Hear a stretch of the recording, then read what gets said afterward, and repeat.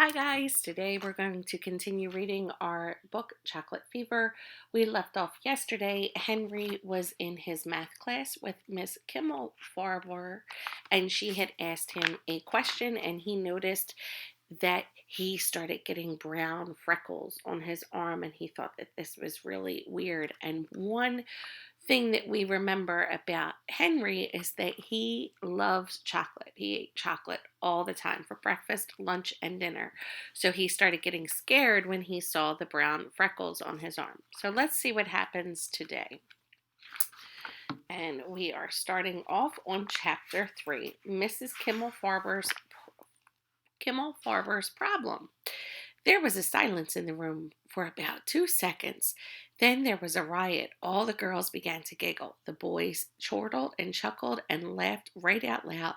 Henry turned red, and Mrs. Kimmel-Farber, who did not appreciate the humor of it all, turned white.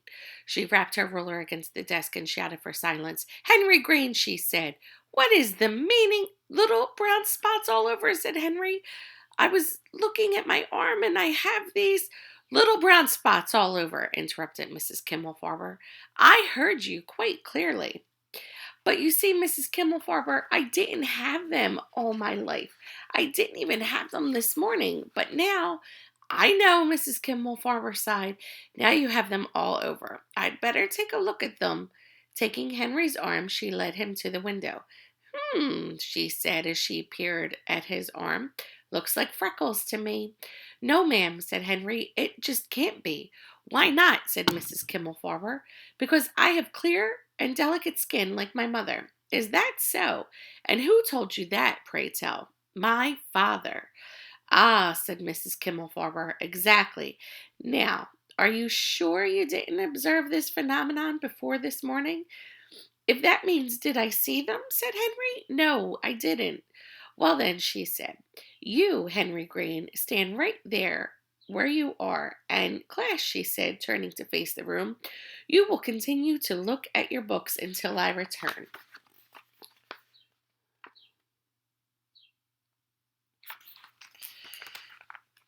In perfect silence, she added, as she went out into the hall. Henry stood as tall Henry stood as told while the class looked at him. Mrs. Kimmel-Farber walked the few steps down the hall to Miss Pangello's room. She looked through the doorway and waited until Mr. Pangello, glanced in her direction. Catching his eye, she waved him out into the hallway. "Listen, Phil," she began earnestly. "I want you to take a look at a kid." "Oh, for heaven's sake, Dolores," said Mr. Pangello. "I'm right in the middle of Americus Vespucci. Who has little brown spots all over his arm?" "Little brown spots? You got me out of here for little brown spots? I thought maybe measles." "Oh, no," said Mr. Pangolus. "Chickenpox?" Said Mr. Pangolus. "I'd better take a look." The two of them turned Henry into the light near the window. Right in the corner where the potted plants were growing on the window ledge, Mr. Pangolus poked and prodded and even looked.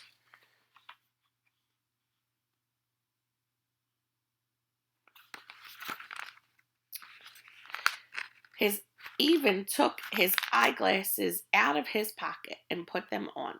"Freckles," he said finally. "Just freckles." "Are you sure?" Mr. Pangolus' nose twitched. He'd sniffed the air. "Chocolate?" he said. "Have they brought chocolate milk upstairs already?" "Forget the milk," she cried. "Look, now he has them on his face." "Oh, no," said Henry. "Oh, yes," said Mrs. Kimmel-Farber. "Oh, my," said Mr. Pangolus. "And they weren't there before." "No, 2 minutes ago that boy's face was as clear as day, and now—" Henry felt as if his heart were about to drop into his shoes. He swallowed hard and stared at the two teachers who were staring at his face.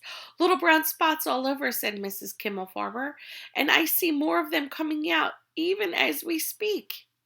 A tear, just one, welled up in Henry's right eye and began to trickle down his cheek, running slowly in and out of the little brown spots. Chapter 4. Pop! "Dirt breeds germs," Nurse Molly Farthing would often say, and germs have a nasty way of making healthy people ill. Naturally, the infirmary of PS 123 was always spotless because Nurse Molly Farthing wouldn't have it any other way. And naturally, as Mrs. Kimmelfarber and Henry rushed through the door that morning, she made both of them go back and wipe their feet on the mat. And don't bring any of your cocoa in here, Nurse Farthing added. She sniffed the air loudly. Cocoa? Said Mrs. Kimmelfarber.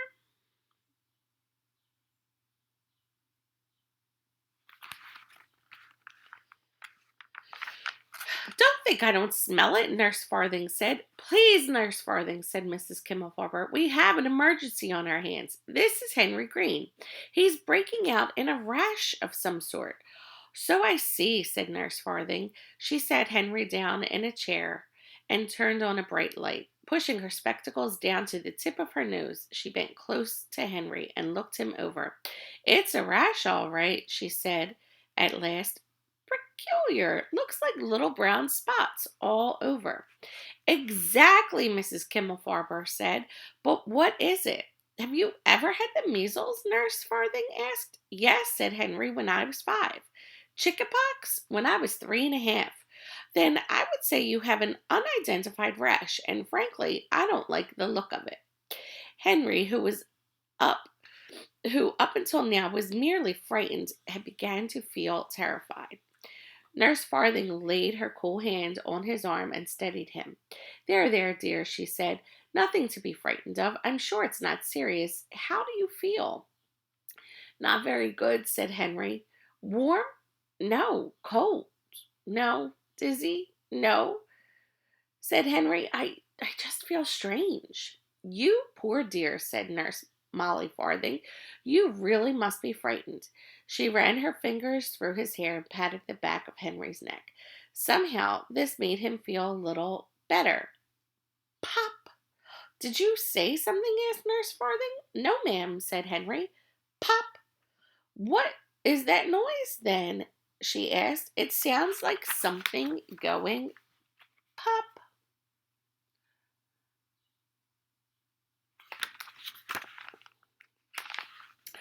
I heard it too, said Henry. So did I, said Mrs. Kimmelfarber. Pop, pop, pop. Now they all heard it. The sound of popping filled the infirmary. Little pops and bigger pops and poppity pops kept popping. Henry looked at his arm and in an instant knew where the noise was coming from. The little brown spots were growing bigger and bigger.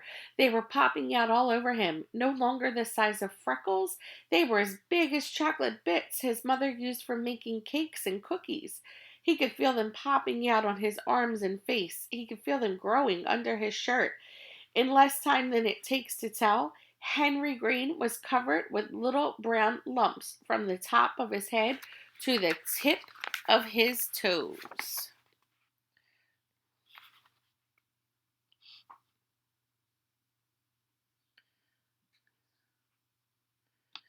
All right, boys and girls, that's all we're going to read today. Check back tomorrow for the rest of the book. Bye.